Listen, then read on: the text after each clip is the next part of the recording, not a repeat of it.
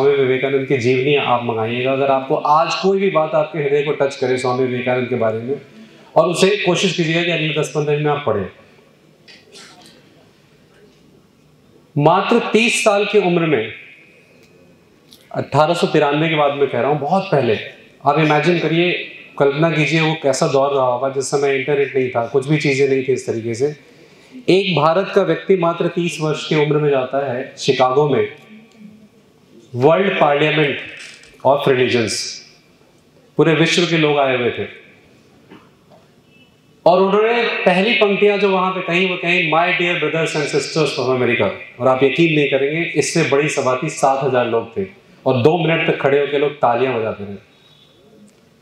आज जो आपने मालदीव्स और लक्षद्वीप के बारे में पढ़ा होगा पिछले कुछ दिनों से अखबारों में सब जगह, ये जो चेतना आई है इस देश में कि मालदीव के लोगों ने भारत के प्रधानमंत्री और भारत के बारे में कुछ कह दिया, तो एक कंपनी है जिसने 3,000 बुकिंग्स कैंसिल कर दी और अखबार के पहले पन्ने पे विज्ञापन आया कि देश प्रथम है।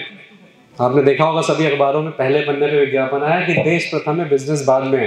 ये जो बोध, देश का जो बोध है, आपको मैं बताना चाहूंगा, छात्र यहाँ उपस्थित हैं, ये बोध सबसे पहले इसी व्यक्ति ने दिया जिनकी जयंती पे आज हम जुटे हैं। क्योंकि उस दौर को याद कीजिए, 1863 में जब उनका जन्म हुआ, ब्रिटिशर्स जो यहाँ पे रूल करते थे वो किस वजह से रूल करते थे? क्योंकि उन्होंने हमें कन्विंस कर दिया था कि ये तो सपेरों का देश है। उन्होंने कन्विंस कर दिया था हमें कि तुम तो इस लायक ही नहीं कि तुम अपने आप को रूल कर सकते हो। ये उस बोध पे यहाँ रूल कर रहे थे। पहला व्यक्ति जो उठ के खड़ा हुआ और बताया कि नहीं भाई, विश्व में अगर ज्ञान और बोध जो है अगर कहीं से शुरू हुआ है और सबसे पैरामाउंट है, सबसे बड़ा है, तो वो हिंदुस्तान में है। और आपको मैं कोई सुनी सुनाई बात नहीं बता रहा हूं, मैं आपको न्यूयॉर्क हेराल्ड जो अखबार जिसने जिस दिन संबोधन दिया स्वामी विवेकानंद ने शिकागो में पार्लियामेंट ऑफ रिलीजन्स में, उसके अगले दिन उस अखबार ने विवेकानंद के बारे में क्या छापा, मैं वो पंक्तियां सुना रहा हूं, आप समझिएगा कि क्या इम्पैक्ट था। अनफॉर्चुनेटली हम उस दौर में, जिस दौर में हमको हॉलीवुड की फिल्में बहुत अच्छी लगती हैं, हम सैन फ्रांसिस्को का तो नाम जानते हैं, लेकिन हमें ये नहीं पता है कि देश में एक वेलूर मठ करके जगह है जहाँ पे स्वामी विवेकानंद जो है उन्होंने ज्ञान अर्जित किया था। रामकृष्ण परमहंस का वो मठ है। हमारे अंदर ये इच्छा तो है कि हम दुबई घूम के आए, लेकिन हमारे बच्चों में ये ललक नहीं है कि हम एक बार वेलूर मठ देख के आए कि ऐसा क्या अद्भुत है वहाँ पे, जहाँ रामकृष्ण परमहंस जिनके बारे में कहा जाता है परमहंस, मतलब वो ईश्वर का साक्षात्कार कर चुके हैं, उससे उन्होंने ज्ञान लिया था विवेकानंद ने।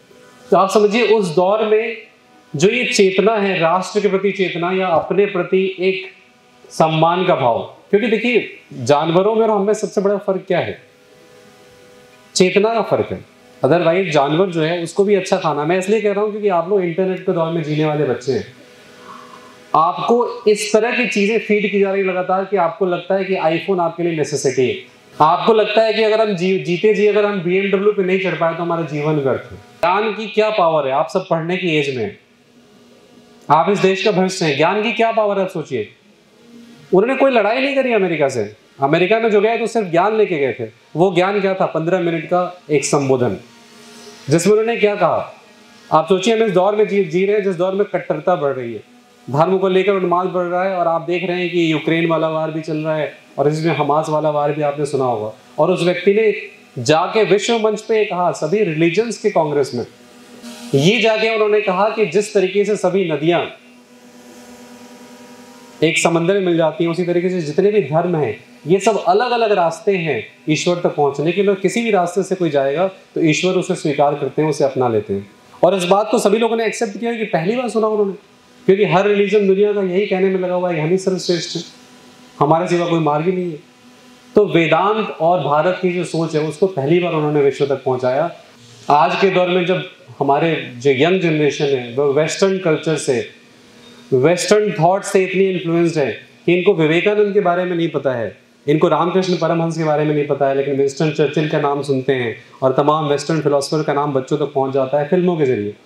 तो ये जो चेतना में विदेशीकरण जो पहली दूसरी क्लास से डाल दिया जाता है बच्चों के, जिसकी वजह से आप सोचिए अभी मैंने हाथ उठवाया, सिर्फ 5 बच्चों ने हाथ उठाया था कि नरेंद्र नाथ दत्त उनका बचपन का नाम है, और मात्र 30 साल के व्यक्ति में, और आपको जान के आश्चर्य होगा, मात्र 39 साल में वो व्यक्ति इस दुनिया से चले गए, लेकिन उनकी जो सोच है उसकी अमिट छाप कितनी है। आप सोचिए कि मैंने क्या कहा कि मालदीव वाले प्रकरण में पूरा देश आज खड़ा हो गया है कि नहीं हम मालदीव नहीं जाएंगे।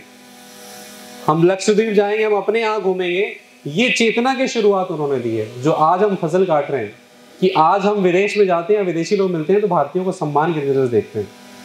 तो जानवरों में हमें ये फर्क है कि जानवर को सम्मान नहीं चाहिए, उसे सिर्फ पेट भरना है, उसे अच्छे से रहना है, इतना काफी है। लेकिन हमारे बाकी चीजों में कमी हो जाए कोई दिक्कत नहीं है, हमें सम्मान चाहिए। हमारे अंदर एक चेतना है, तो उस चेतना को जगाने वाले व्यक्ति को आज याद करना ये हमारा शायद सौभाग्य है। और मैं एक बात और आपसे कहना चाहूँगा कि देखिए, वो पहले व्यक्ति हैं जिन्होंने ये मैसेज दिया, और ये मैसेज आज तक इस देश में रेवरबरेट करता है। इसकी वाइब्रेशन आज तक समझ में आती है कि जननी जन्म भूमिश्च स्वर्गादपि गरीयसी। आप वो लोग हैं जो शायद कट गए हैं संस्कृत से, अंग्रेजी के दौर में जी रहे हैं आप, जिसमें जिस फिल्म में 10-20 डायलॉग अंग्रेजी के ना हो वो अधूरी मानी जाती है। अंग्रेजी एक फैशन हो गया है, संस्कृत छूटता जा रहा है। मैं आपको अर्थ बता दूं इसे, ये वाल्मीकि रामायण की पंक्तियां हैं जिसमें भारद्वाज जी भगवान श्री राम से कहते हैं कि मित्र, धन, संपदा, इन सब का तो इस जगत में बहुत सम्मान है, लेकिन जो मातृभूमि है उसका दर्जा स्वर्ग से भी ऊपर।